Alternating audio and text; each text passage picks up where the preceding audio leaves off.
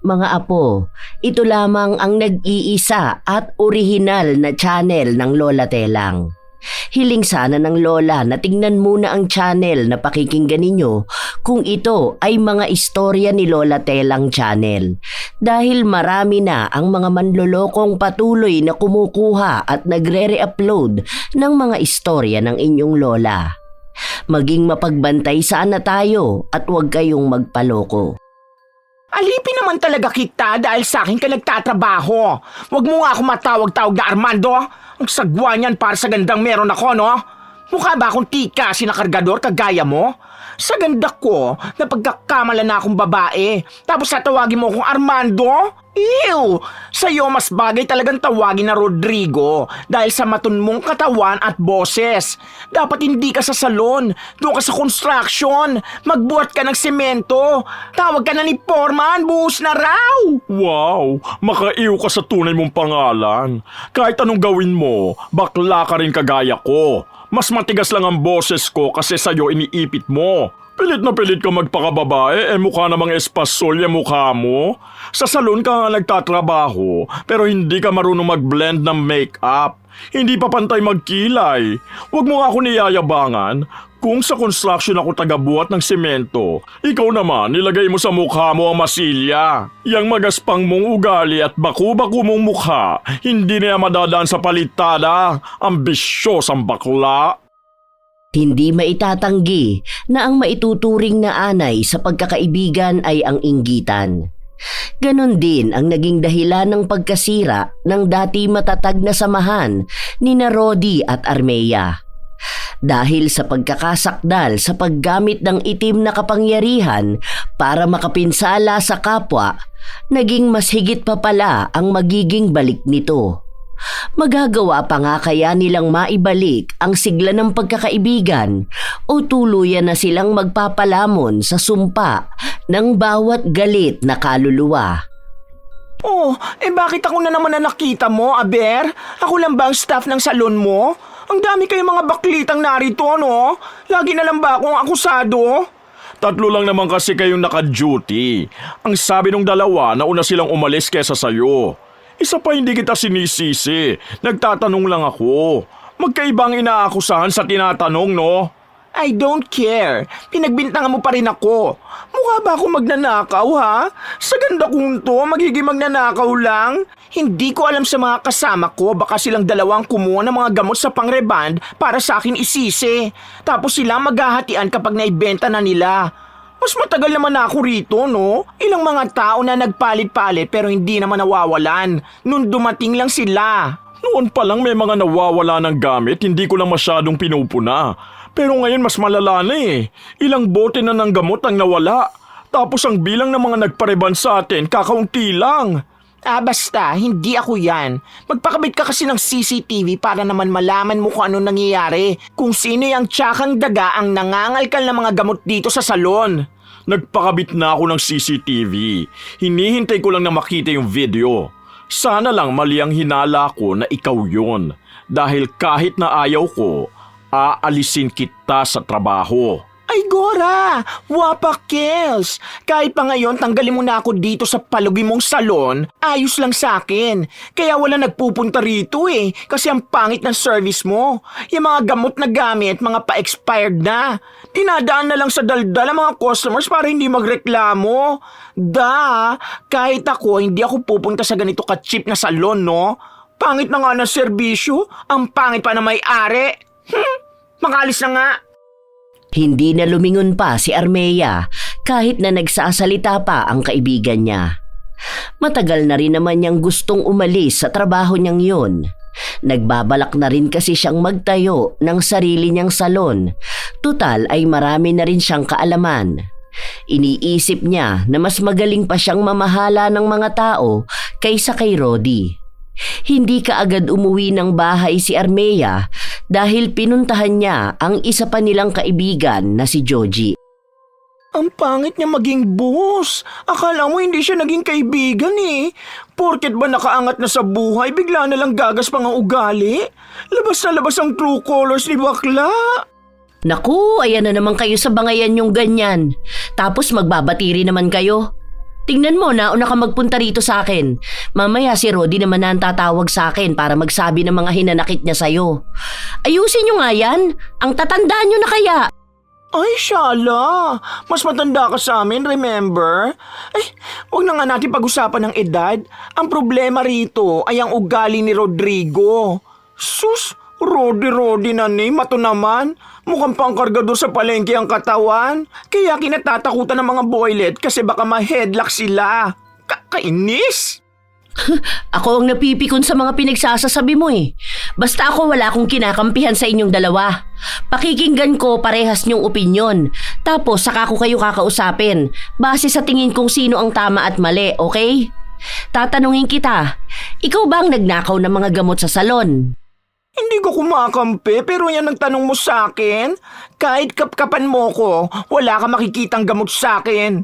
Halika sa bahay ko, mangalkal ka. Kapag nakakita ka, sige ipakulong niyo ako. Oo, purita na baklita, Ketch. But never ako magiging kawatan.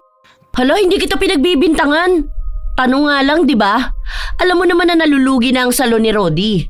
Malamang lahat yun magiging problema na niya. Kapag naubos na yung mga gamot tapos wala siyang kinikita, baka magsarado na siya ng tuluyan. Mawawala na kayo ng pagkakakitaan. Concerned ako sa inyong dalawa kasi nga kaibigan ko kayo. Kahit pa magsara sa pagkalugi ang salon niya, wala akong pakialam. Deserve niya yun, no? Masama naman talaga ang ugali niya. Ayaw mo lang aminin. Kasi nga, magaling siyang magmanipula ng tao. Akala mo nakakaawa siya, pero siya talaga ang totoong problema. Malaki ang mata mo, antik ko. Kaya imulat mo yan ang maunawaan mo ang sinasabi ko. Malaki rin ang noo mo, kaya siguro naman hindi hangin ang laman yan. Kung utak mo mag-e-extend hanggang sa lapad ng noo mo, mauunawaan mo kung bakit kanya pinaghihigpitan noon. Inggit ka mo siya sa akin kasi ako ang daming ganap. Hindi kasi pwede na palagi na lang ikaw ang pagbibigyan. Napapadalas ba naman kasi ang pagpapaalam mo sa kanya na mag-a-undertime ka? Alam mong trabaho yun, negosyo yun. Hindi naman pwede na porket kaibigan ka dapat exempted ka na sa lahat. Empleyado ka pa rin niya. Oh, akala ko ba hindi mo siya kinakampihan? Bakit ngayon parang ako ang may mali? Kaloko kayong dalawa? Parang mag-isa na lang ako Bahala ka na nga dyan. Kayo na lang ang mag-usap na dalawa. Hoy, dito ka lang. Armea, nag-uusap pa tayo. Hay, ang bakla nagtampururot. Ang gulo talaga ng dalawang to. Laging hindi nagkakaintindihan eh. Para na nila akong nanay. Hinihintay na lang ni Joji na tumawag sa kanya si Rodi at yun na nga ang nangyari. Inaya siya nito na magkape para makapag-usap. Kahit na nais na ni Joji na magpahinga dahil sa pagod sa trabaho, binigyan niya pa rin ng oras ang mga kaibigan para lang marinig ang mga hinaing nila sa isa't isa. Pagkarating ni Joji sa tagpuan, naroon na si Rodi at baka sa mukha niya ang pagiging problemado. Oh, go na bakla, ikaw naman ang magsalita para alam ko kung anong nangyayaring kaguluhan sa inyo. Ano na naman ang bagong issue? Nakita mo na ba yung video kung sinong nagnanakaw ng mga gamot? Oo, yung naglilinis kada umaga. Paunti-unti niyang kinukuha yung mga gamot. Tapos yung mga mahal pa. Stress na ako. Hindi ko na mababawi yung mga nalugi ko. Tapos hindi pa kami magkaayos ni Armea. Ang dami tumatakbo sa utak ko. Hindi na nga ako makatulog na maayos sa gabi kasi puro na lang problema. Alam mo yun, parang hindi ako nilulubayan. Yan na nga ang sinasabi ko. Kanina si Armea yung kausap ko. Oo, galit pa rin sa'yo. Dapat kasi una pa lang tiningnan mo na muna bago mo siya pinagbintangan. Naiintindihan ko naman kung bakit siya naiinis eh. Parang iniisip niya na sa tagal na ng pinagsamahan nyo, parang hindi mo man lang siya pinagkatiwalaan. Saka naiintindihan din kita. Kasi naman sa dami ng problema mo, mahihirapan ka naman talagang makapag-isip ng maayos. Sa day off ko, kakausapin ko kayong dalawa. Mali, paghaharapin ko pala kayo. Ayoko na nag-aaway kayo ng ganyan. Oo nga pala, ano nang plano mo sa salon mo? Susubukan ko pa rin. Kung hindi ko na talaga kaya, wala na akong magagawa kundi magsarado na. Wala eh. Mababaon ako sa utang kapag pinagpatuloy ko pa to. Hay, Ano naman susunod? Paano ka na niyan? Di maghahanap ako ng ibang salon na papasukan ko. Marunong din naman ako kahit sa barbershop. Kahit sana lang. Kailangan ko magpatuloy sa buhay Kahit na feeling ko ngayon wala na akong patutunguhan. Pagsubok lang yan sa'yo, Mariko. Basta kapag kailangan mo ng tulong ko, ha? Andito lang ako palagi. Saka kapag nagkaayos na kayo ni Armea, magtutulungan ulit kayo katulad noon. Kapit lang. Pinipilit man ni Rodi na maging mas matatag, hindi niya pa rin maiwasan na manlumo sa nangyayari sa buhay niya. Hindi niya alam kung kailan ba nagsimulang maubos ang lahat sa kanya. Dati naman, pabor sa kanya ang swerte dahil malakas ang salon niya. Ang dami ring iba't ibang trabaho na nakukuha niya. Kung gaano kataas ang naging takbo ng buhay niya, ganun naman kababa ang nilagapak niya ng isang iglap lang. Sumasabay pa ang problema ng pagkakaibigan nila ni Armea. Oh, ito ang bag ko. Check mo na bago ko mag-goodbye sa cheap na salon mo. Wala akong ninakaw Kahit na ipit o pantakip sa tenga, hindi ako nagtangay. Mamaya magkalat ka ng fake news kapag wala na ako. Sabihin mo pa sa sangkabaklaan na kaya ako nawala rito dahil nagtangay ako ng mga gamit. Kaya ko rin bumili ng mga ganyan, no? Hindi naman kasi kita pinapaalis. Saka nasabi ko naman na sa'yo na hindi ikaw ang salarin, di ba? Kahit na, hindi ko pa rin makakalimutan na pinagbintangan mo ko, no? Kahit nasa rainbow na ako, hindi yun mawawala sa isip ko. Basta yan, wala akong kinuha. Gogora na ako dahil ayoko na sa mabahong amoy ng salon mo. Kaya mo na yan mag-isa. Bawiin mo ang lugi mo. Deserve mo naman siguro yan kasi ang attitude mong boss. Babush! Umirap si Armea bago siya lumabas ng salon. Ayaw na niyang magtiis pa na makasama si Rodi. At ang matagal na samahan nila ay binasura na rin niya. Sa paglipas ng mga araw, nabalitaan na lang ni Armea na nagsarado na ang salon na pag-aari ni Rodi. Hindi niya pa ulit ito nakakausap pero daman niya na mabigat ang loob nun dahil ang salon na yon ang simbolo ng pangarap niya. Kaya nang bumagsak yun, buong buhay na rin niya ang bumagsak. Walang naramdamang awa si Armea. Sa halip ay tuwang-tuwa pa siya. Deserve na deserve ni bakla. Ano? Ang yabang mo pa ha? Nasa na ngayon ang tapang mo? Siguro mukha kang tanga na mag-cry-cry sa bahay mo. Daanin mo na naman sa mental health problem mo yan. Tapos papaawa na naman sa marami. Ang galing Ganito pala yung epekto ng kulam na pinagawa ko sa kanya. Ang tagal din. 2 buwan bago umepekto ng tuluyan. Ngayong down na siya. Ako naman ang magiging rising star. Kabog! Nais na ni Armea na simulan ang mga susunod niyang hakbang. Matagal din ang naging paghihintay niya para tuluyang bumagsak si Rodi. Hindi pa siya naniniwala noon na gagana ang kulam na pinagawa niya. Ayaw niya na gawin yun bilang pisikal na sakit, kundi sa pagbagsak at pagpigil ng mga buenas na darating kay Rodi. At yun nga ang nangyari. Maging sa kaisipan ni Rodi, umiipekto ang kulam. Dahil wala na siyang nakikitang pag-asa, nawawala na rin sa kaisipan niya ang pagkakaroon ng positibong pananaw. Yun naman talaga ang gusto ni Armea. Dahil para sa kanya, mas madarama ni Rodi ang galit at paghihiganti niya kung unti-unti niyang tatamaan ang pangarap at buhay nito.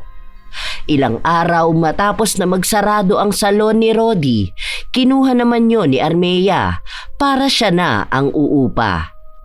Hindi niya pa sinasabi sa lahat ang pagbubukas ng salon, bigla na lang itong nalaman ni Joji. So totoo, talagang magkakaroon ka ng salon sa mismong salon ni Rodi? Hoy, FYI auntie ko, wala na siyang salon dahil sarado na. Bakit? Hindi ba pwede yon? Business is a business of a business nga, di ba? Saka anong gusto mo ipatayo ko rito? Lugawan? Paresan? Malamang saan ba ako expert? Sa paghawak ng buhok at pagmi-makeup. Kaya salon pa rin ang itatayo ko. Hindi naman niya ito pag-aari, no? Saka magbabayad ako ng pwesto. Alam mo ba kung anong pinagdaraanan ngayon ni Rodi? Do you think may paki ako? Hindi na kami friends, no? Kung gusto mo rin, wag na rin tayo maging friends. Halatang hate mo na rin ako dahil sa plano kong business eh. Bawal na ba ako magnegosyo katulad ng kanya? Porkit nagsara ang kanya, dapat wag ko na rin sundin ang pangarap ko? Hindi yan ang sinabi ko. Ang dami mong dada. Ano ba yung lumalason sa utak mo, Armea? Hindi ka ganyan noon. Ganito na ako noon pa, hindi mo lang napapansin. Kasi mas nangingibabaw ang pagpapaawa ni Rodrigo.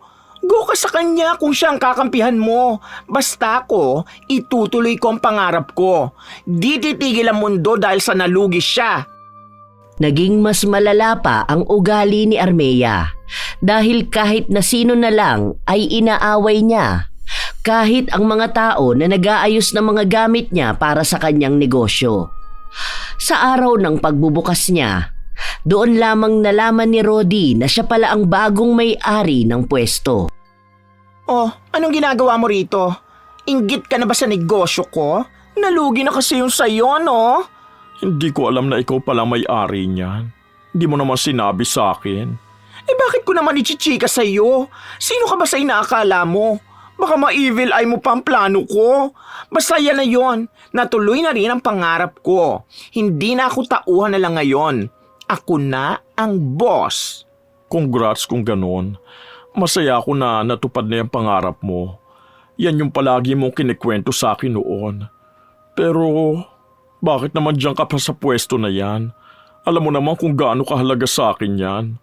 Paano kung nakabawi na ako at gusto kong bumalik sa pagsasalon?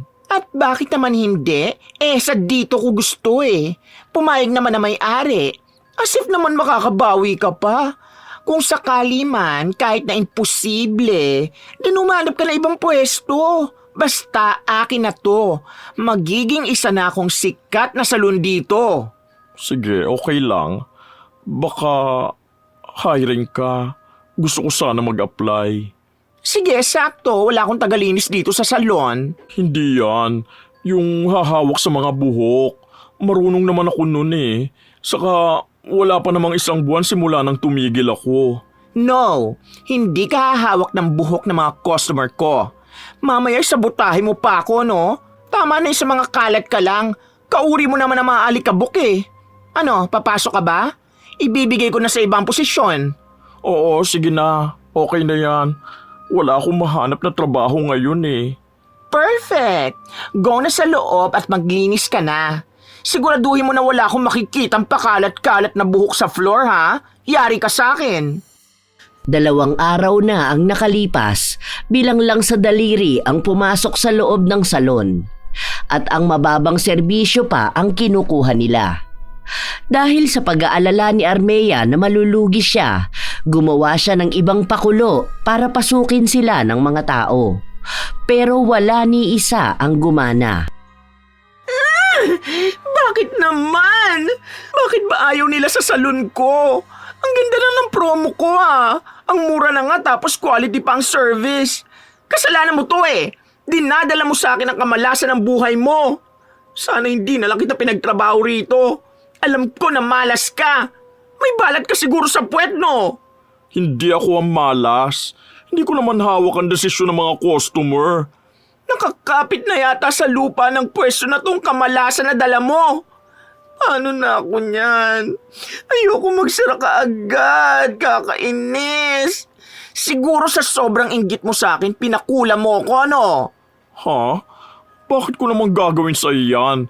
Hindi ko alam yung sinasabi mo. Huwag mo akong pagbintangan ng masama. Kahit na kailan, hindi ko naisipan na magpakulam ng tao.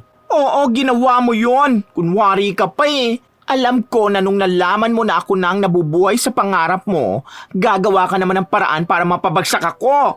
Anong klaseng ugali yan, ha? Totoo na mainggit ako at may tampo. Pero hindi yun sapat para gawin ko yung binibintang mo. Sumusobra ka na, ha? Ay, ako ba pala ngayon na sumusobra? Mabuti nga mabait pa ako para ipasok kita ng trabaho. Hoy, para sabihin ko sa'yo, Rodrigo, walang tatanggap sa'yo dahil wala ka namang kayang gawin eh. Mabait pa nga ako kung makitungo sa'yo. Samantalang nung ako nagtatrabaho sa'yo, lahat na lang ng gagawin ko sisitahin mo. Akala mo ba hindi ko dinamdam lahat yon? Para sabihin ko sa'yo, Armando, mas marami akong kayang gawin kesa sa'yo. Ako ang nagturo sa'yo mag-reband. Kung hindi dahil sa akin, hindi mo naman malalaman yung mga gamot na dapat gamitin. Kung ano ang magandang brand at kung saan nakukuha. Hindi ko na dapat isusumbat sa'yo. Kaso ganyan ka makitungo sa akin. Magkaibigan tayo. Pero ngayon, akala mo alipin mo ko? Alipin naman talaga kita dahil sa akin ka nagtatrabaho. Huwag mo nga ako matawag-tawag na Armando. Ang sagwa niyan para sa gandang meron ako, no? Mukha ba akong tika sinakargador kagaya mo? Sa ganda ko, napagkakamala na akong babae. Tapos tatawagin mo akong Armando? Ew! Sa'yo mas bagay talagang tawagin na Rodrigo dahil sa matun mong katawan at boses. Dapat hindi ka sa salon, doon ka sa construction, magbuhat ka ng semento, tawag ka na ni Foreman, buhos na raw! Wow! Makaiw ka sa tunay mong pangalan. Kahit anong gawin mo, bakla ka rin kagaya ko. Mas matigas lang ang boses ko kasi sa'yo iniipit mo. Pilit na pilit ka magpakababae, mukha namang espasol yung mukha mo.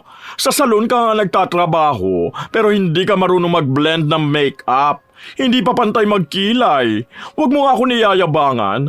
Kung sa construction ako tagabuhat ng semento, ikaw naman nilagay mo sa mukha mo ang masilya. Yang magaspang mong ugali at baku-baku mong mukha, hindi na madadaan sa palitada. Ambisyosang bakla. Leche kang bakla ka? Lumayas ka na rito!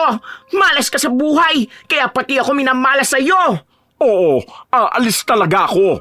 Malas ka rin naman sa buhay ko. Ang pangit ng eyeshadow mo. Mukha kang baklang clown sa McDo. Leche ka rin! Yun na ang naging simula ng paglala ng alitan ng dalawa. Hindi na rin nagtrabaho pa si Rodi sa salon ni Armea. Kahit napilit silang pagbatiin ni Joji, wala na silang pinapakinggan pang dalawa.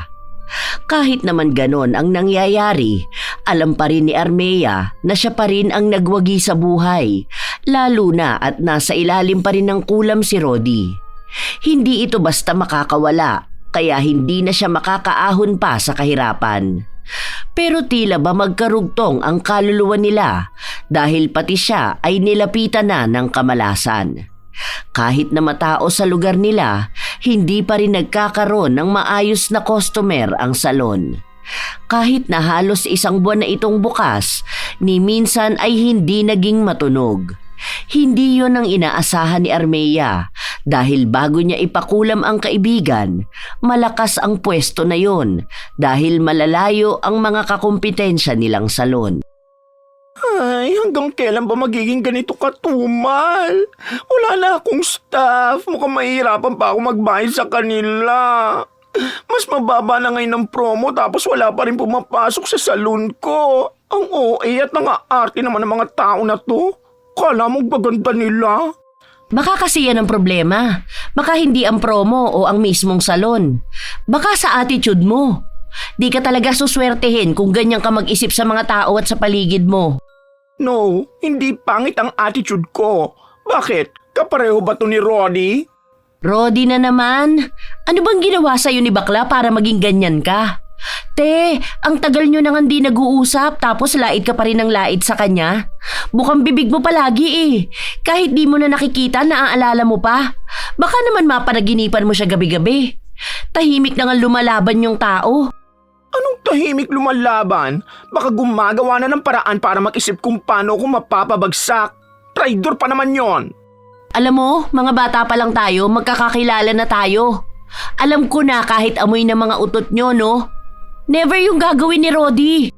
Bakit ba pa na yung pagtatanggol mo kay Roddy? Parehas ko kayong pinagtatanggol.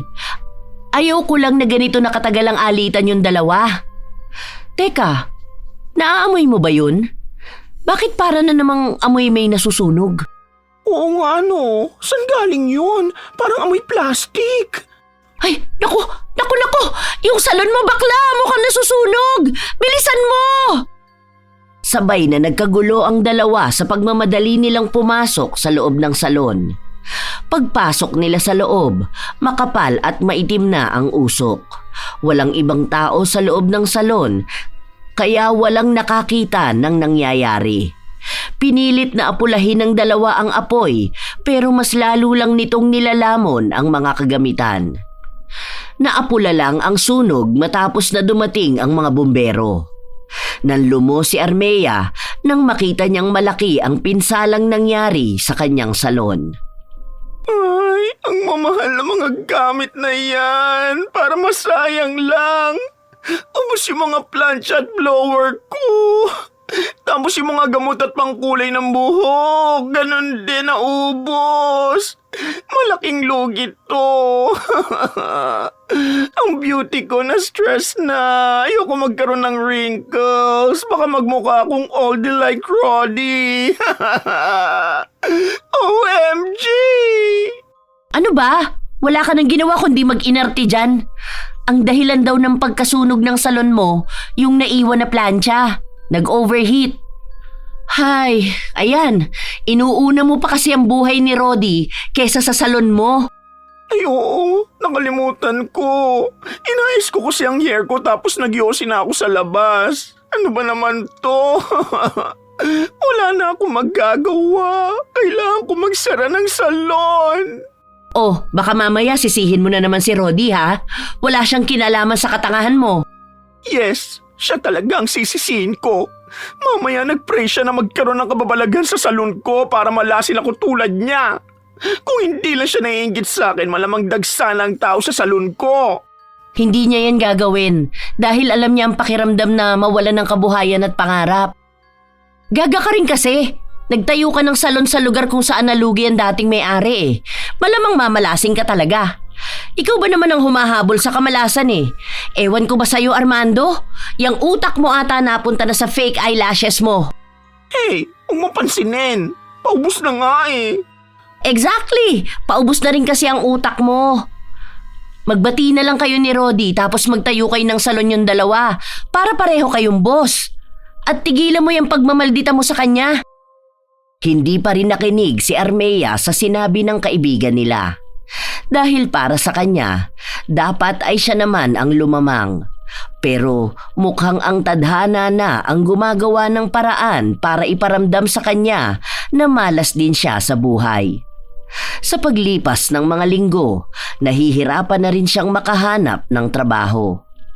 Ang mga dati niyang pinapasukan, hindi na nababakante, kaya wala nang naibibigay sa kanya.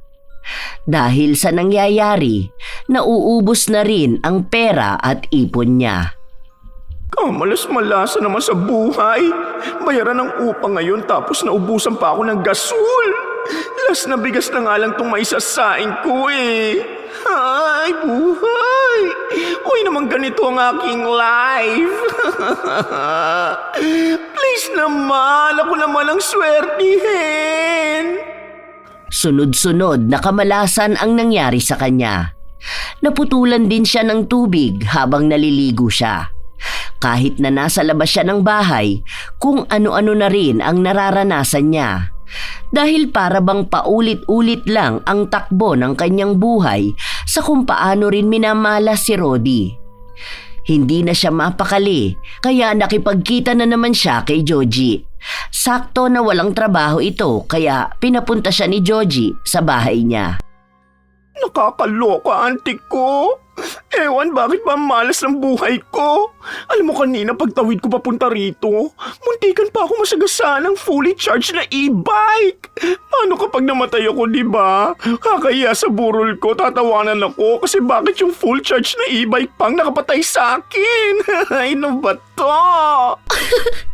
Ay, sorry bakla. Natawa ko sa full charge na e-bike. Bakit naman kasi hindi ka tumitingin sa tinatawiran mo? Dapat mga ganyan, titingin ka sa kaliwat kanan mo. Tapos saka ka tatawid kapag may truck na parating.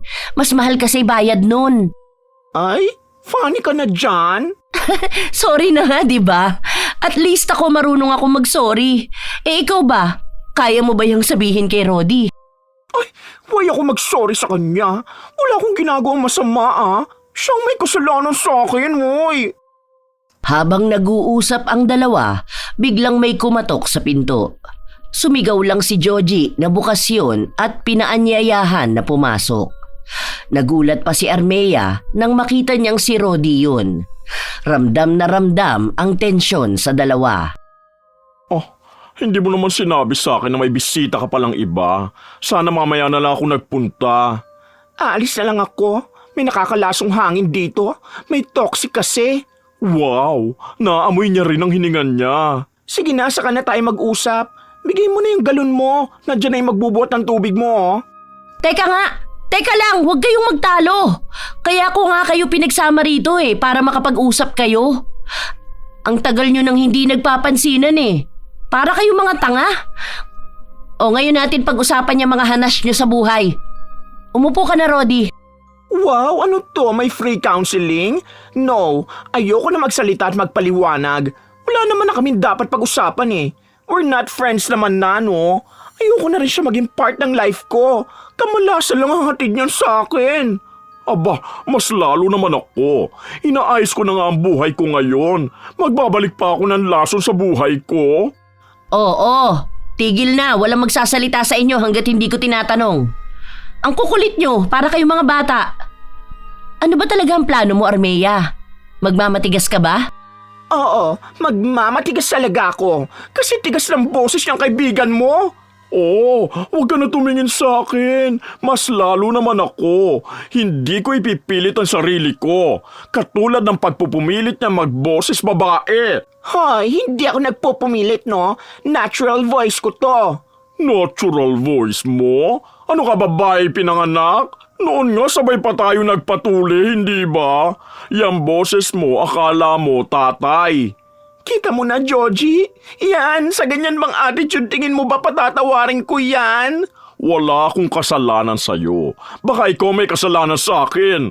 Ang dami mo masasakit na sinabi sa akin. Tapos kung ano-anong pinagkakalat mo sa iba nating mga kaibigan, akala mo yata hindi ko mababalitaan na sinasabi mo sa kanilang may pagkademonyo ako kaya minamalas ka sa buhay. Bakit? Totoo naman, di ba? Kung hindi naman talaga dahil sa'yo, hindi naman ako mawawala ng salon. Shhh! Tigil, tigil, tigil! Hay! Sumasakit ang ulo ko sa inyong dalawa. Aayusin natin to. Magiging katulad ulit kayo ng dati. Magkakaibigan tayo, kaya dapat magkakasundo tayong lahat. Pwes ako, ayaw ko, babush! Hoy, dito ka lang! Armea! Ano ba naman yan? Ang titigas talaga ng mga bungo ng mga bakla. Pabayaan mo na yan. Mayabang naman na yan simula pa noon. Kasi naman, ayokong parehas na nga kayong problemado sa buhay, magkaaway pa kayo. Baka ganun talaga. Hindi naman panghabang buhay na kaibigan ng isang tao. Anong nangyayari sa'yo? Papayat ka yata ng papayat Lawlaw na ang mga braso mo. Tapos bagsak na yung mukha mo. Sa stress ko siguro to. Matagal na akong hirap makakain at makatulog Ang dami gumugulo sa utak ko. Inaatake pa ako ng anxiety at depression. Simula kasi na mawala ang salon ko, parang lahat na ng bigat nasa akin na. Wala pa akong mahanap na trabaho. Putol ang kuryente ko ngayon. Mabuti na nga lang sa akin yung bahay. Kung hindi baka napalayas na ako dahil walang pambayad ng rent. Gusto mo ba na dito ka na lang muna sa bahay ko? Hindi na. Ayoko makaistorbo ng iba. Kahit pa sabihin mo na kaibigan naman kita, iba pa rin kapag ako ang lalaban para sa buhay at pangarap ko. Pinipilit ko pa rin magpakatatag. Naghahanap ako ng ibang trabaho, wala lang talaga mapasukan. Minsan may discrimination Alam mo na, dahil bakla ako. Yung iba naman pani-interview, tatawag daw sila pero wala naman ako natatanggap. Naiisip ko nga na, bakit parang bigla naman yata ako naging ganito? Hindi ko alam kung malas ba ito matatawag o may karma akong pinagbabayaran. Basta kapag kailangan mo ng tulong, nandito lang ako palagi, ha? Alam ko na mahirap yung pinagdaraanan mo at kailangan talaga ng oras para malabanan mo yan. Dahan-dahan lang sa buhay. Kung may bakante sa trabaho ko, sasabihan ko kayo ni Armea. Sana naman wag na rin kayo mag-away. Salamat. Hindi ko alam kung magbabati pa kami. Hintayin na lang siguro natin na dumating ang panahon para magkaayos kaming dalawa. Habang nag-uusap ang dalawa, si Armea naman ay nakikinig lang pala sa likod ng pinto. May halong tuwa ang nararamdaman niya dahil kahit na paano ay mas lamang pa rin ng kamalasan si Rodi. dahil apektado lahat sa kanya, pati ang isipan niya. Hindi pa rin siya makakahanap ng maayos na trabaho, lalo na kung madalas siyang tuliro. Nang araw na yun, naisipan ni Armea na puntahan ang mangkukulam na hiningian niya ng tulong. Gusto niyang malaman ang estado ni Rodi, kung pwede pa bang mabago yun pagdating ng panahon. At sinabi sa kanya na mawawala lang ang bisa ng kulam kung magpapagamot mismo si Rodi sa isang albularyo. Alam naman ni Armea na hindi yun gagawin ng dati niyang kaibigan dahil malayo ang paniniwala nito sa mga mahika. Ilang linggo na ang lumipas, wala pa ring makuhang trabaho si Armea. Hindi siya pinagbibigyan ng mga kakilala niya na mamasukan sa salon. Hanggang sa dumating na naman ang panibagong kalbaryo sa buhay niya. Ayoko na bakla! Magsasala dapat ako ng cellphone ko tapos bigla naman ako na hold up. Ano ba to? Wala na akong makain. Sabi ko naman sa'yo, papautangin na lang kita eh. Taas ng pride mo. Ayoko magmukhang mahina gaya ni Rodi. Hanggang ngayon, puro ka Rodi. Oh, baka isisi mo na naman sa kanya kaya ka na-hold up. Talaga, hawang-hawa na ako sa kamalasan niya sa buhay. Kakainis naman. Ito, papautangin kita. Bayaran mo ako kapag nakapagtrabaho ka na. Oo nga pala, next week pumunta ka sa cafe. May hiring kami ng 2 staff. Ipinasok ko na kayo ni Rodi 8 a.m. ha. Casual na suot lang. Pakitali mo rin yung buhok mo. Bakit pati si Rodi? Kasi kailangan niya rin ng trabaho. Parehas kayong nagugutuman at may mga dapat na mabayaran. Ilabas nyo na lang ang away nyo. Trabaho na lang ng trabaho.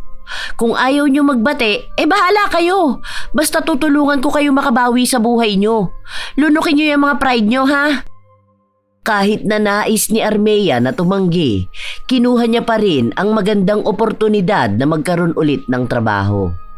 May mga pinagkakautangan din siya na kailangan niyang bayaran. 1 buwan na lang, palalayasin na siya sa inuupahan niyang bahay. Nang dumating ang araw na magsisimula na sila sa trabaho, hindi nagkibuan ang dalawa. Kahit na magtinginan ay hindi nila ginawa. Hanggang sa silang 2 na lang ang naiwan sa loob ng cafe dahil sila ang magsasarado nun. Make sure mo na nakahugot lahat ng saksakan ha.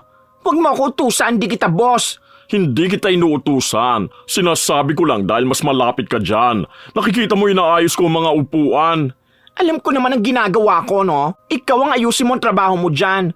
Baka bukas may mga nakakalat na namang upuan. Mapagalitan na naman lahat ng staff. Nakikita mo na nga inaayos ko, di ba? Bulag ka ba? Huwag mo ako simulan ngayon, ha?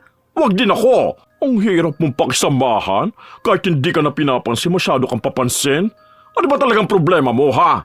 Ikaw mismo ang problema ko. Dahil tuwing nakadikit ka sa akin, puro na lang kamalasan ang nangyayari sa buhay ko.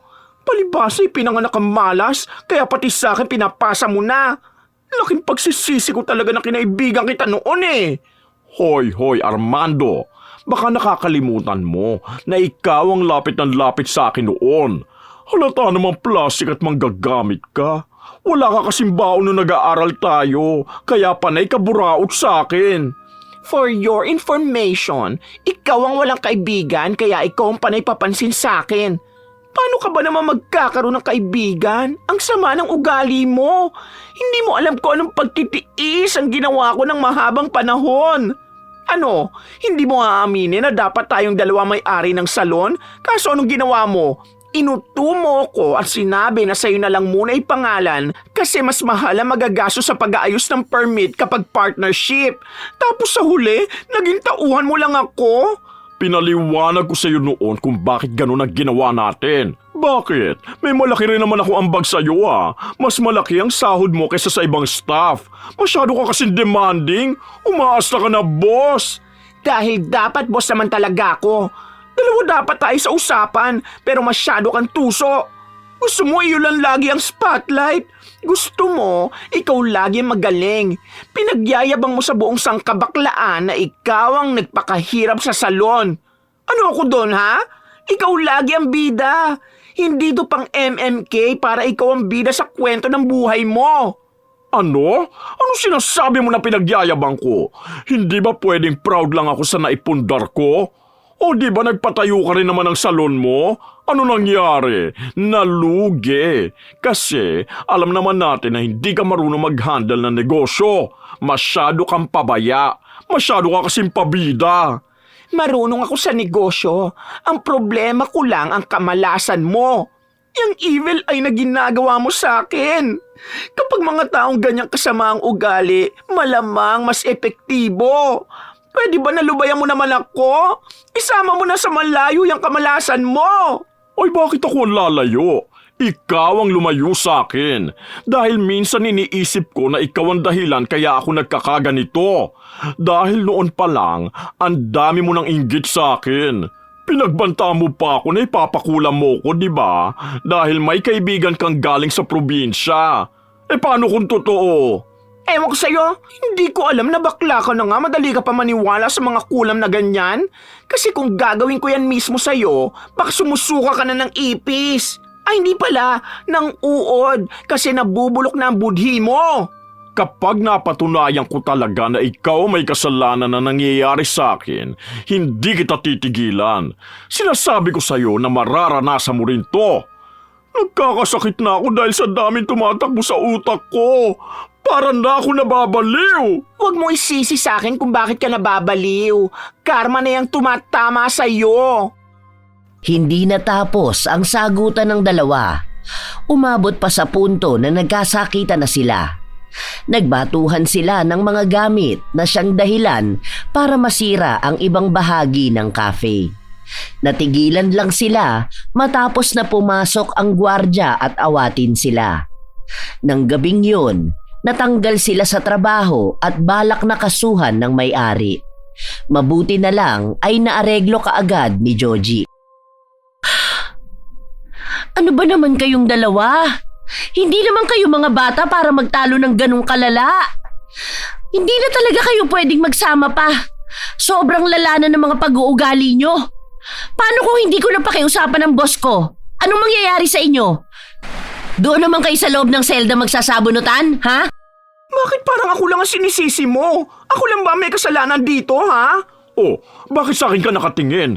Sa akin mo na naman isisisi ang lahat ng to, ha? Ikaw ang nagsimula, di ba? Ikaw ang hindi makaintindi ng nangyayari. Ikaw ang makitid ang utak. Tama na! Tigil na! Awa na lang sa mga sarili nyo. Hirap na nga kayo makahanap ng trabaho. Ano pang ginawa nyo? Namerwisyo pa kayo. Ako pa ang magbabayad ng mga nasira nyo. Kasi di ba wala naman kayong pambayad. Nakakahiya pa dahil ako nagpasok sa inyo. Ayaw pa nga ng boss ko nung una, pero pinakiusapan ko. Hiyang-hiya na ako sa kanila. Mahiya naman din kayo. Ayan si Rodi ang mahiya. Dapat kasi hindi mo na yung pinapunta sa trabaho na yun eh. Hinayaan mo na lang yung mamatay sa gutom. Aba, ikaw dapat ang hindi inihahalubilo sa mga matitinong tao. Tama na sinabi! Tumigil na kayo! Pagod na akong pag-ayusin kayong dalawa. Hindi na kayo natuto sa mga nangyayari sa inyo. Bahala na kayo sa buhay nyo. Hindi ko na kayo pagbabatiin pa. Kausapin nyo na lang ako kapag kailangan nyo ako. Pero hindi ko na ipipilit ang sarili ko na magkaayos pa kayo.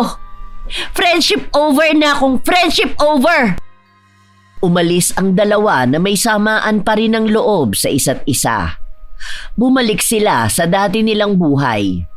May nakukuha silang trabaho pero hindi nagtatagal ay nagkakaroon ng problema kaya natatanggal sila. Dumating din ang balita kay Armea na nasa ospital ang kanyang ama at kailangan nila ng pera para sa operasyon nito. Wala naman siyang maipadala dahil kahit sarili niya, hindi niya mabuhay.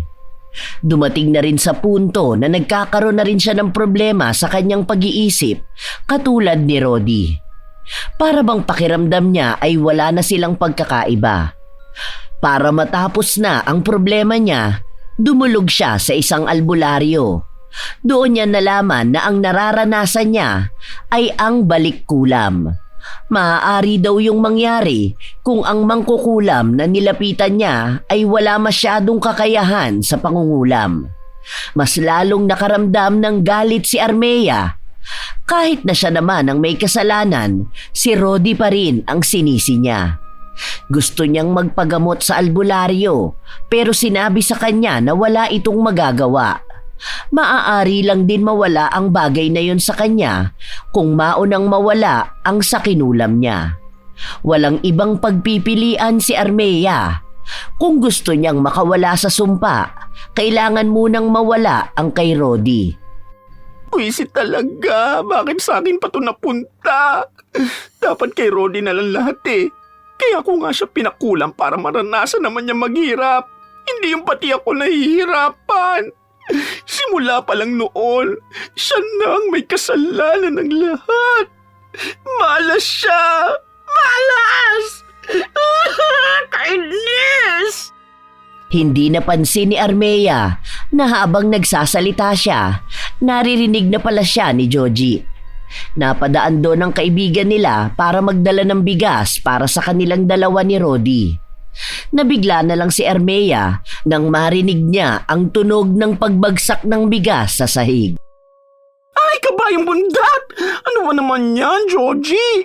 Bakit hindi ka man lang kumatok muna? Nakakagulat ka naman. Akala ko pinasok na ako ng mga masasamang elemento dito sa bahay ko. Ano bang need mo sa akin, Mariko? Totoo ba ang narinig kong sinabi mo? Pinakula mo si Rodi? Ha? Ikaw may mga naririnig kang di ko naririnig. Ano ba yung binibintang mo sa akin? Nagagaya ka na kay Rodi. Huwag ganyan, Mariko. Bad yan, alam mo yan. Hindi ako nagkakamali. Anong ginagawa mo, Armea? Bakit? Bakit kailangan mo yung gawin sa kaibigan natin? Ay, ewan ko. Hindi ko alam yung sinasabi mo. Ay, makaligo na nga, talis pa ako. Hahanap ako ng pagkukunan ng pera. Ikaw maglinis ka nga ng tenga mo. Sige na, umuwi ka na. Thanks dito sa bigas. Malaking tulong to para di agad ako mamatay. Nag-uusap pa tayong dalawa. Huwag mo nang ikaila. Dinig na dinig ko. Pinakula mo si Rodi. Nag-iisip ka pa ba ng tama, ha? Gaano ba kalala ang ginawa niya sa'yo? Ano? Huwag mo na itanggi dahil dinig na dinig ko. Oo na. Ginawa ko na para manahimik ka na dyan. Tapos na, di ba? Nangyari na nga eh. Ang hindi ko matanggap, bakit pati ako nadadamay? Pati ako minamalas. Nawala naman na rin lahat sa akin, di ba? Tapos patong-patong na problema. Hindi lang sa akin, pati na rin sa pamilya ko. Ngayon nagagalit sila sa bahay dahil wala man lang ako maitulong.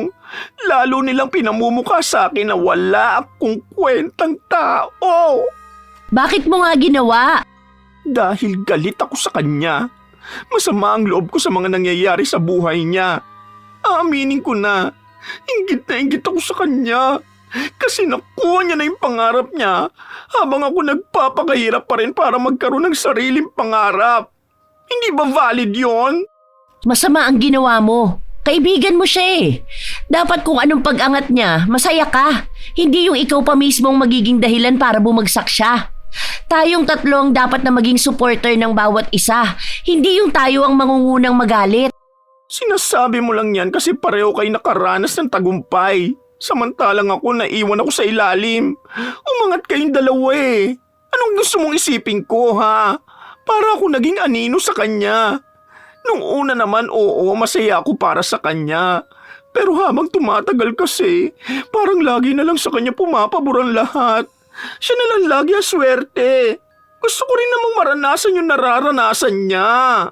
At yung pagpapakulam na lang sa kanya ang naisip mong paraan. Alam mo ba kung anong malaking epekto nun sa kanya? Nagkaroon ng problema sa buhay yung tao. Hanggang ngayon, kino-question niya pa rin ang sarili niya. Nagdududa na siya sa kakayahan niya. Pati mabuhay, wala na siyang gana. Bakit? Ganun na rin naman ang nangyayari sa akin Minalas din naman ako dahil sa balik kulam na yan. Nawalan ako ng kabuhayan, nalugi sa negosyong una kong tinayo. Walang makain, ilang beses na ako pinapalayas dito sa paupahan, may sakit ang tatay ko. Ano? Pati naman ako nagdududa na sa sarili ko eh. Hindi lang siya. Yan kasi ang problema eh. Kapag si Rodi, sa kanya na lang lahat ng simpatsya. Akala ko ba wala kang kinakampihan? Kung alam mo lang kung paano kita ipagtanggol kay Rodi kapag siya naman ang nagsasabi ng masama tungkol sa'yo. Ngayon, hindi ko na alam. Kasi ikaw na ang pumili niyan eh. Hindi na tadhana yung sumubok sa katatagan mo, kundi yan ang paglapit mo sa itim na kapangyarihan. Hindi ko akalain na aabot sa ganito ang alitan ninyong dalawa. Ikaw ang nagsimula. Sa'yo nagsimula lahat yan. Kaya alam kong ikaw lang din ang tatapos niyan. Gagawa ko ng paraan para matapos yung problema ko.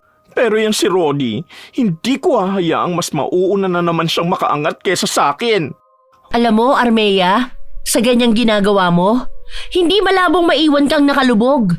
Sa takot mong malamangan, nanghila ka ng tao sa kadiliman. Sana balang araw mapagtanto mo rin na mali ka. Hindi lang basta mapagtanto, sana matanggap mo rin na ikaw ang may mali. Hindi yung lahat na lang isisisi mo sa ibang tao. Kahit pa maayos na ipinaliwanag ni Joji ang mga salita na yon, mali pa rin ang naging pagtanggap ni Armea. Si Rodi pa rin ang sinisisi niya kung bakit pati si Joji ay masama na rin ang tingin sa kanya. Wala na siyang kapayapaan sa utak at sa puso. Napupuno na ng galit. Sa paglipas ng mga araw, hindi pa rin nalalaman ni Rodi ang pangkukulam na ginawa niya. Alam niya rin naman na hindi yun basta sasabihin ni Joji. Sa bawat linggo na lumipas, pahirap ng pahirap ang buhay ni Armea. Hindi na siya makausad. May nakukuha man siyang pagkakakitaan, masyadong maliit yun at hindi siya kayang buhayin. Dahil sa kakulangan niya sa pera, dumating ang araw na talagang pinalayas na siya sa inuupahan niya. Hoy, huwag mo namang ihagis sa mga damit ko. Dahan-dahan lang, baka masira mo ang mga gamit ko. Ang tagal na nito sa akin at ang mahal na mga to, ha? Palibasa ang buhala ka, kaya hindi ka makapagsuot ng ganito. Nakikisuyo na nga lang ako na kahit hanggang sa susunod na buwan. Dahil may nakita na akong bagong trabaho na papasukan. Swapang mo talaga, tababoy! Mas lalong nagalit ang may-ari ng bahay at inihagis palalo ang mga damit niya sa kalsada. Wala nang matitirhan pa si Armea. Ayaw naman siyang tanggapin ng mga malalapit niyang kamag-anak. Ang iba nilang nakikilalang bagong kaibigan, hindi rin siya matulungan. 2 tao na lang ang pwede niyang malapitan, sina Joji at si Rodi. Pero dahil mataas ang pride niya, ipinangako niya sa sarili niya na kahit kailan ay hindi siya hihingi ng tulong kay Rodi. Mas gugustuhin niya pang mabuhay sa kalsada kaysa ang makiusap sa taong kinagagalitan niya. Habang naghihila ng gamit si Armea para puntahan ang bahay ng kaibigan niya, may grupo ng mga kalalakihan na laking kalye ang nanggulo sa kanya. Kinuha ang karamihan ng gamit niya at sinaktan din siya. Parang awa niyo na, tama na. Ang dami ko ng sugat sa katawan. Ang face ko, wag. Mahal ang pagpapagawa ko sa ilong ko. Ano ba? Matagal bago tinigilan ng mga kalalakihan si Armea na bugbugin.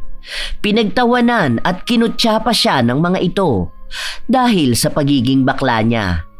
Hindi na rin niya napigilan na maging emosyonal, lalo na at pakiramdam niya ay wala na talaga siyang pag-asa.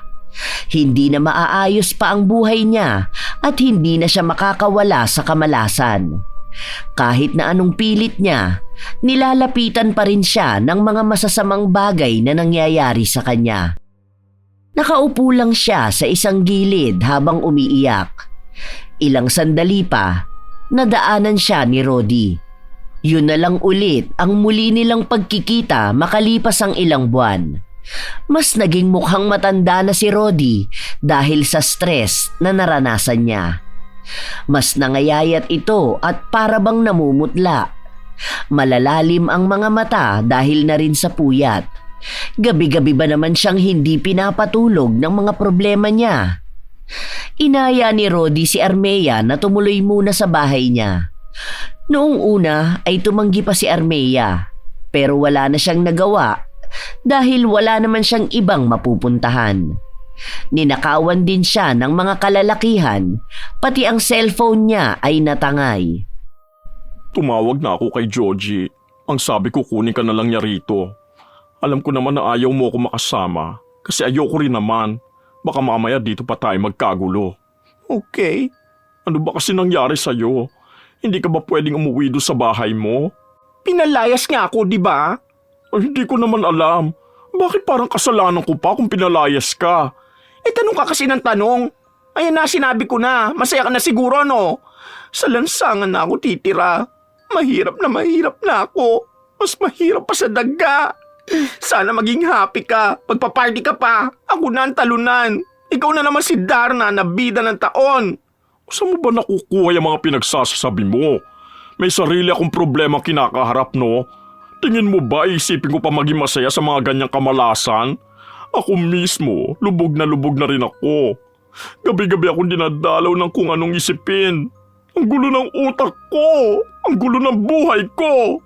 Ano naman pakialam ko? Yun na nga eh. Ano rin bang pakialam ko sa'yo? Ano na? Nasaan na si Georgie? Ayoko na magstay dito, no? Baka mamaya pagyabang mo pa sa ibang taong pinatuloy mo ko. Maging utang na loob ko pa sa ito. Kaya nga ayoko sumama sa iyo. Alam ko nang gagawin mo. Kabisado na kita. Maghintay ka, tinawagan ko na siya. Diyan ka, umupo ka. Kesa yung panay ka reklamo sa buhay mo. Talaga? Magre-reklamo talaga ako sa buhay kung ikaw ba naman ang makakasama ko? Kahit na nasa iisang bahay sila, hindi talaga sila nagkikibuang dalawa.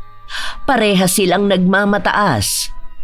Inip na si Armea dahil pakiramdam niya nasa loob siya ng isang hawla na wala siyang laya na makagalaw.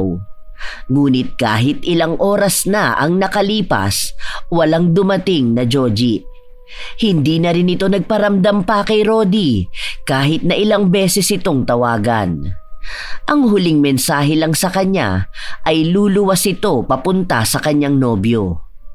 Ano ba yan? Kailan daw siya babalik? Aba malay ko, wala nga reply sa akin. Bahala ka na sa buhay mo. Kung gusto mo rito, sa lansangan ka. Tawagan mo, sabi mo ayoko rito. Uy, wag mo ako utusan ha. Tinawagan ko na, wala talaga. Tumabi ka nga dyan, magbubukas ako ng kandila. Malapit na magdilim. Bakit kandila? Tingin mo ba may pambayad ako ng kuryente? Malamang naputulan ako. Ano ba pakialam mo? Bakit ka nagagalit? Nagtatanong lang ako. O diba, ikaw nga nagagalit kapag tinatanong ka? Baka akala mo ikaw lang ang pwede magalit dito. Halos magkapikunan na silang dalawa. Sa paglipas pa ng mga oras, tuluyan ng sumapit ang gabi. Paubos na rin ang kandila at sa oras na mangyari yun, babaluti na ng kadiliman ng buong bahay. Nakaupo lang si Armea sa sahig habang si Rodi naman ay nasa sofa. Walang kibuan, walang pansinan. Hanggang sa namatay na ang cellphone ni Rodi dahil nalobat ito. Ayan na ang kumot kung gusto mo matulog. Mainit tapos magkukumot? Di talaga nag-iisip to eh. Bahala ka kung gusto mo papakinggan ng lamok. Di naman kita kargo, ano? Pasalamat ka pa, naaawa ako sa'yo. Ayan. Nagsisimula ka na nga manumbat sa akin. Oo talaga, isusumbat ko sa'yo lahat. Hindi ka ba naman marunong tumanaw ng utang na loob? Sa dami ba naman ang naitulong ko sa'yo? Sa huli ako pa rin na magmumukha masama? Kung makapagsalita ka, akala mo wala akong naitulong sa'yo ha. Baka nakakalimutan mo. Hindi ka magaling humawak ng buhok. Ako pa nagturo sa'yo. Hindi ka naman makikilala sa salon mo kung hindi dahil sa akin eh. Pero ikaw pa tong walang utang na loob. Kinawawa mo pa ako. Anong pagkawawa ang ginawa ko sa'yo? Dun sa hindi kita pinayagan na mag-leave ng 2 araw? Alam mo na ikaw lang ang maaasahan ko sa salon tapos aalis ka pa? Kung pinayagan kita, sana hindi ka kumita na malaki. Sana wala kang pinadala dun sa kapatid mo na nag-aaral ng koleyo.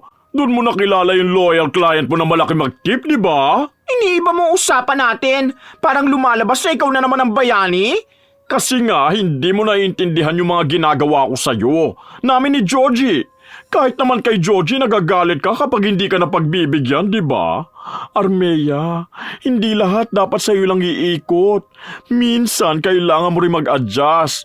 Wala akong pake kung magalit ka sa mga sasabihin ko sa'yo ngayon. Pero yung kasi ang totoo, may mga bagay akong ginagawa para sa'yo na akala mo mali. Pero ang gusto ko lang naman, makatulong. Dahil yun ang nararamdaman ko. Pinapadama mo sa akin na talunan ako. Katulad ng sinasabi nila sa bahay. Kaya ganun ang nararamdaman mo dahil yun ang iniisip mo. Hindi porket sinasabi nila sa'yo na wala kang mararating sa buhay, yun na talaga yun. Hirap na hirap din akong buhating ka kasi ikaw mismo nagda-down sa sarili mo. Ang dami namin ginawa para sa'yo pero ikaw, ano bang ginawa mo? Palagi mo sinasabi na ako na lang ang magaling sa lahat. Sa akin mo'y sinisisi, sa akin ka nagagalit. Dahil nakikita ko sa'yo yung mga pangarap na dapat meron din ako. Sinubukan kong gayahin ang mga ginagawa mo pero hindi ko kaya. Dahil doon, nagsimula na ako mainggit at magalit. Ikaw na lang ang bida sa lahat eh. Ikaw na lang. Ay pinipilit mo kasing gumaya. Dapat ikaw sa sarili mo, alam mo kung saan ka mas magniningning. May mga kakayahan kang hindi ko kaya. Kaso hindi mo yung pinagtutuunan ng pansin. Ang mas pinagtutuunan mo ay yung mga bagay na kaya ko, pero hindi mo kaya. Sana naman hayaan mo yung sarili mong tuklasin kung saan ka magaling, hindi kung saan ako mahina. Hindi ka agad nagsalita si Armea. Para bang sa mga salitang sinabi ni Rodi, wala na siyang maibabato pa. Harap-harapan na sa kanyang isinampal ang pagkakamali niya. Hindi niya alam kung tatanggapin niya ba yon para maitama ang lahat ng pagkakamali niya o hahayaan pa rin ang galit niya ang mas mangibabaw. Nabalot ng katahimikan ng buong paligid.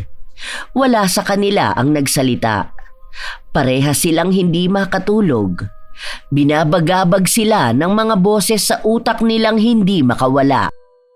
Kung inaantok ka na, matulog ka na. Mamaya na ako kapag nakaya ko na makatulog. Sa mga ganitong oras, ang dami tumatakbo talaga sa utak ko. Kasing dilim ng paligid na to ang buhay ko. Sorry. Ha? May sinasabi ka ba? Ang sabi ko sorry. Oh, bakit ka nagagalit? Kasi naiinis ako sa'yo. Naiinis ako sa sarili ko. Naiinis ako sa lahat ng bagay. Sorry din. Alam kong marami talaga akong pagkakamali sa'yo. Hindi ko lang alam kung paano hihingi ng tawad kasi akala ko okay lang yun. Kasi magkaibigan naman tayo eh. Tama ka nga. May mga paghihigpit ako sa'yo noon kahit naman hindi halata. May inggit din ako sa'yo. Kasi ikaw nakakapagliwaliw ka sa buhay mo. Sorry na kung may lihim din akong inggit. May ginawa akong masama sa'yo. Hindi kita masisisi kung mahihirapan kang patawarin ako. Dahil alam kong over talaga ang ginawa ko. Sorry. Umabot sa puntong ipinakulam pa kita. Kaya ka nagkakaganyan. Kaya nalugi ang negosyo mo dahil pinaritwalan kita. Nawalang kapayapaan sa buhay mo at mawawala lahat ng pinaghirapan mo at haharangin din yung mga blessings mo na meron ka. Sorry na. Hindi naman totoo ang kulam na yan. Totoo yun. Alam ko na hindi ka naniniwala dyan pero ako mismo nakikipag-usap sa mangkukulam. Kilala ko siya, dati pa sa probinsya namin, marami na siya nakulam. Kaya yun, bigla ko naisip na ipakulam ka para naman maghirap ka sa buhay. Akala ko kasi magiging masaya ako kapag nakita kita naghihirap eh. Oh, hindi ka pa ba masaya? Mas mahirap pa ako kesa sa inaakala mo. Hindi lang sa pera ang kahirapan ko ngayon, pati na rin sa pag-iisip. Paano kung magiging masaya kung pati ako naghihirap? Mas malala pa yung kamalasang bumalik sa akin. Hindi na rin ako pinatahimik sa mga pinaggagawa ko. Sobrang hirap pala. Hindi na rin ako naging masaya simula nung gawin ko yun sa'yo. Nung dinala kita sa kadiliman, pati ako dinala ko rin sarili ko. Hindi ako makakalaya hanggang hindi ka rin lumalaya. Kaya patawarin mo na ako. Sorry. Sorry. Muling nabalot ng katahimikan ng paligid. Unti-unti nilang pinagninilayan ang mga pangyayari sa buhay nila. Ang mga pagkakamali sa bawat isa at ang pagtanggap at pagpapatawad. Tunay nga na pareha silang naiwan sa kadiliman. Magkatali ang kaluluwa nila simula pa noong mga bata pa lang sila. Ang daming alaala na bumalik sa kanila, mula sa masasaya hanggang sa mga nalampasan nilang away. Itong nangyayari na sa kanila marahil ang pinakamabigat na pagsubok sa pagkakaibigan nila. Ilang sandali pa, parehas silang naging emosyonal. Walang boses na umiiyak, pero ramdam sa madilim na paligid ang mga luhang nakatago. Tumigil ka nga dyan, kakasinghot. Baka mamaya kaya pala madilim kasi nasa loob na ako ng ilong mo. Mas malaki pa nga ang ilong mo, no? Baka pati ang sopa na kinauupuan mo nasa loob na ng ilong mo. Shh! Hindi ko muna yung bibig mo, baho, may surot. Ugali mo yan na amoy mo. Pero umuto talaga ako. Ang hirap na pigilan eh. Ano, pipigilan ko ang iyak ko? Pati ba naman utot ko? Isingan mo na rin yan. Kanina ka pa sumisinghot dyan. Baka lunungkin mo pa yung sipon mo. Kadiri ka talaga. Nagsimula na silang makaramdam ng kaginhawaan sa kanilang dibdib matapos silang magtawanan.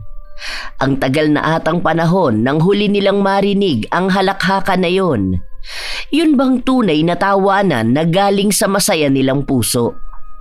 Nagkaroon ng kapatawaran sa isa't isa at pati na rin sa kanilang mga sarili. Kinabukasan, nagising sila sa pagkatok ni Joji. May dala itong pagkain para sa kanila. O ano, nagsabunutan ba kayo kagabi?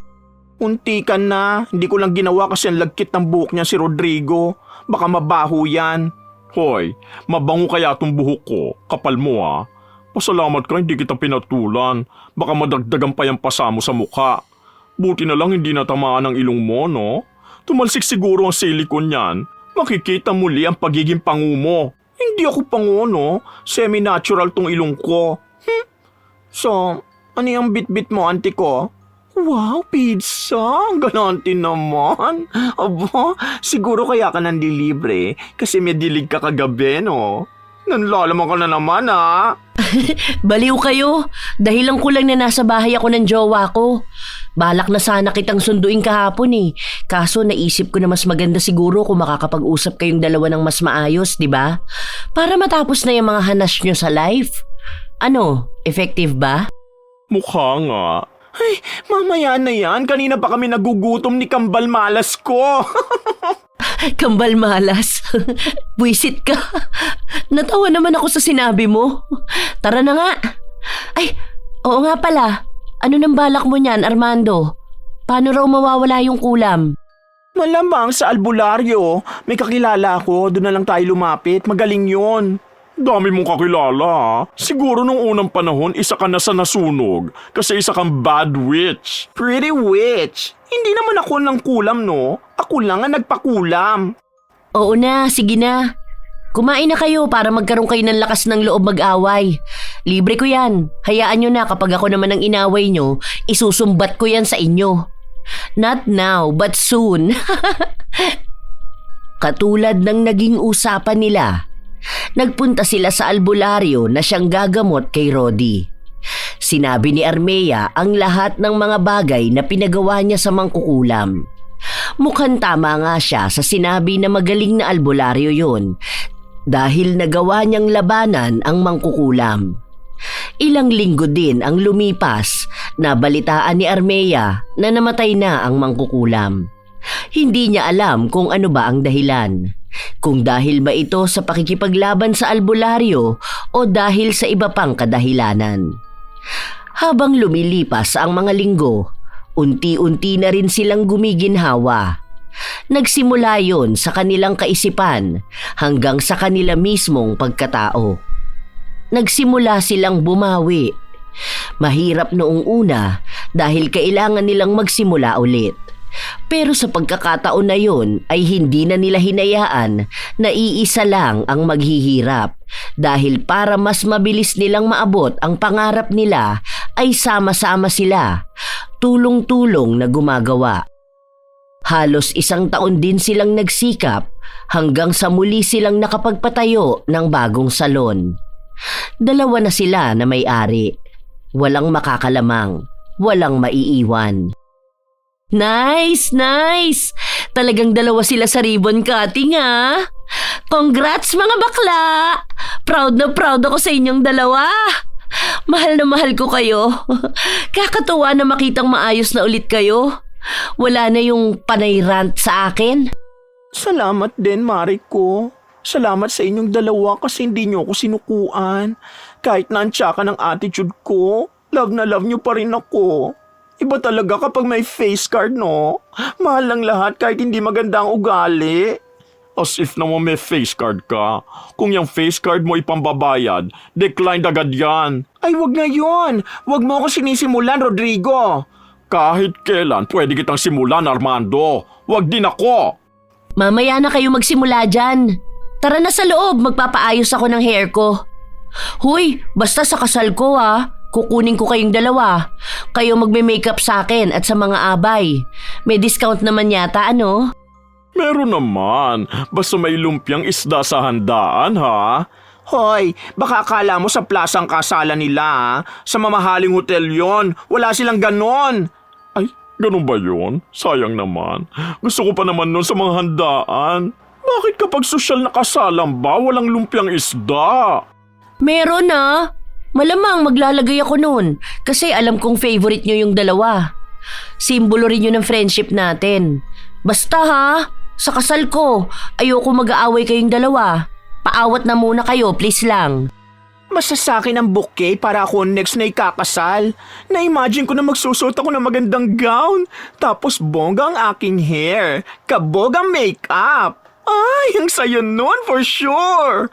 Oo na, panay ka dyan imagination. Kunin mo na yung gamot para sa reband. Para pagtapos ko rito, ikaw na ang humawak sa buhok ni Georgie. Aba, ayos ka. Panay ka na naman utos Boss din ako rito. Ganon? Anong gusto mo? Ako gagawa lahat? Wala pa tayong staff, bukas pa sila papasok. Tigilan mo na yung panay reklamo mo. Gugupitin ko talaga yung pilik mata mo Naging matagumpay ang kanilang negosyo. Kasabay na rin nun na nakakabawi na rin sila pati sa mga sarili nila. Wala na ang pagdududa na hindi nila kaya at hindi sila magiging matagumpay sa buhay.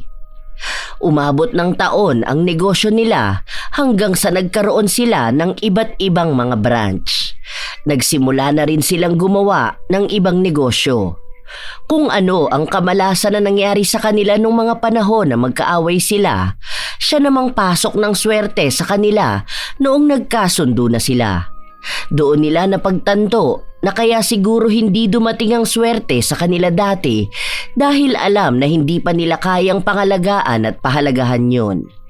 Ngayon na nagkakasundo na sila sa mga bagay, alam na mas mapapalago na nila yon at hindi hahayaan na basta na lang masayang. Ay, super happy ko talaga, bakla. Totoo ba itong nakikita ng mga mata ko? Nandito na tayo mismo sa pangarap natin. Ito na yung dati sa panaginip ko lang nakikita, tapos pinag-uusapan lang natin. Parang kailan lang sinasabi lang natin sa sarili natin na magiging successful tayo sa buhay. Siguro naman wala na tayong pagtatalunan yan, no? Baka ipakulam mo na naman ako, ha? Oh, hindi na. Ayoko na. Nakakatakot pala yung kulam na yan. Lalo na yung sa balik kulam. Mas malala nangyayari. Isa pa, masaya na ang buhay natin. Wala na akong dapat patunayan sa kahit na sino. Kasi nandito na ako mismo sa pangarap ko. Tama na ang isang pagkakamaling yon. Ayoko na ulit bumalik sa kadiliman. Sobrang bigat kaya sa dibdib at sa buhay kapag nasa ilalim ng itim na kapangyarihan. Ayaw natin ng black, di ba? Colorful ang bet natin. Ay, buti naman. Bumabait ka na talaga, bakla. I love you. Yak! Anong I love you? Di tayo talo, ha? Ew! Doon ka na nga. Tawag ka na ni Foreman, may buhos daw. Kailangan ng kargador para sa simento. Halika na, kasama ka rin doon. Tawag ka ni Foreman. Nasa mukha mo masilya. May mga pagkakataon na minsan hindi nila napipigilan na magkaroon ng pagtatalo. Pero hindi naman yun lumalala dahil mas nangingibabaw pa rin ang pagbabago nila at ang mas malawak na pangunawa. Sabay pa rin nilang sinusubaybayan ang buhay ng isa't isa. Kung may madadapa man sa kanila, may isa na tutulong para tumayo. Hindi na nila nakikita ang sarili nila na sabay silang magpapakalugmok at magpapatalo sa galit at magpapasakop sa kadiliman. Alam nilang hindi nila makakalimutan ang madilim nilang nakaraan dahil yon ang parte ng buhay nila na naging dahilan para madala sila sa mas maganda at mas maliwanag na kinabukasan. Sa huli, ang pagkakaibigan pa rin nila ang mas nanaig. Isang patunay na dapat ay walang paligsahan na nangyayari pagdating sa kung sino ang mas magiging angat. Dahil ang tagumpay ng isa ay hindi kailanman ikabababa ng isa pa. Walang saysay ang inggit dahil ang bawat tao ay may kanya-kanyang laban at takdang oras para umani ng tagumpay. Sa halip na hilahin pababa ang iba, mas mainam na hanapin ang sariling landas na magdadala sa pagkapanalo sa buhay. Gawing mas makabuluhan ang pag-angat at huwag iasa sa kadiliman ang pagganti dahil mas mahirap kapag ikaw na ang nakaranas ng mas malalang kapalit. Shout out sa ilan sa mga masusugid na tagapakinig ng mga istorya ni Lola Telang. Mary Jean Constantino from Iloilo City, Ronald Belza Bahado, Chris Villanueva at Adrian Bahado. Rose Masayon from Las Piñas City, Hannah Maylin Sesgundo, Riz Magante from Riyadh, Saudi Arabia, Angel Serna from Bulacan. Hi sa inyo, Rose Ann Rama, Luri Ann Vitalicio, Sydney Crosswind, Concha Dioya from Kuwait, Raquel Hasegawa, Galedo Family from Cabuyao, Laguna, Lita Alipio at Catherine Alipio, Bessie Tagapan, Marisa Puhante from Rosario, Cavite, Pureza Tagiwalo, Evelyn Abong Carbakil, Carmela Landayan, Rochely Del Rosario, Danica Dulnuan, Siling Department ng Cosmo Malvar, Batangas, Feby Ranyada, Rosalyn Mangilin, Marcos Balingasa, Narlene Micabalo, Rubelin Eneria at sa Eneria Family, Grace Doris Riano, Florence Hervasio, Martina Angdasan, Roslyn Mangilin, Sheren Solero Masagka, Arian Gail Leonora, Razon Yao from Kuwait, Lydia Lopez, June Soriano, Grace Doris Riano, Elizabeth Dunca from Pampanga. Maligayang pakikinig sa inyo, Mary Grace Radovic from Bayern, Germany, Jo Marlon Zaga, Jules Velasco, Maricel Morillo, Ronalyn Rodriguez, Abelita Jade. Happy birthday kay Jimmy Bong Garcia sa August 2 mula sa mahal na nanay niya na si Aurora Garcia from Cabulusan, Laguna. At belated happy birthday naman kay Elvira Malakas.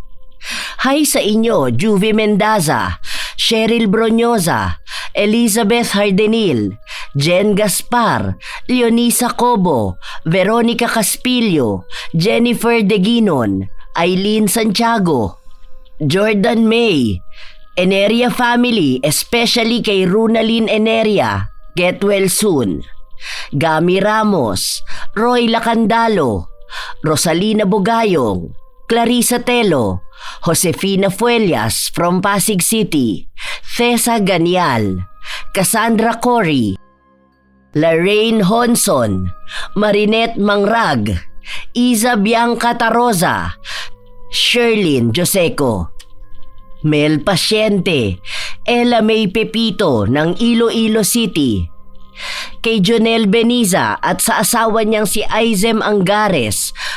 Kumusta kayo, Jonel Beniza at sa asawa niyang si Aizem Angares mula Flores, Pio Duran, Albay.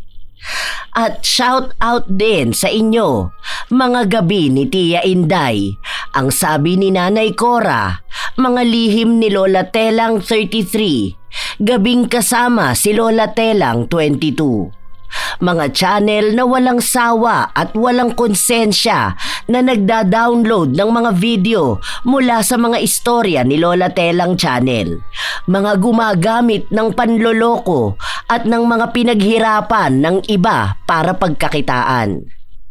Tandaan nyo, lahat ng ating mga ginagawa, masama man o mabuti, ay siguradong may balik. Ito ang inyong Lola Telang at maraming salamat sa pakikinig nyo mga apo.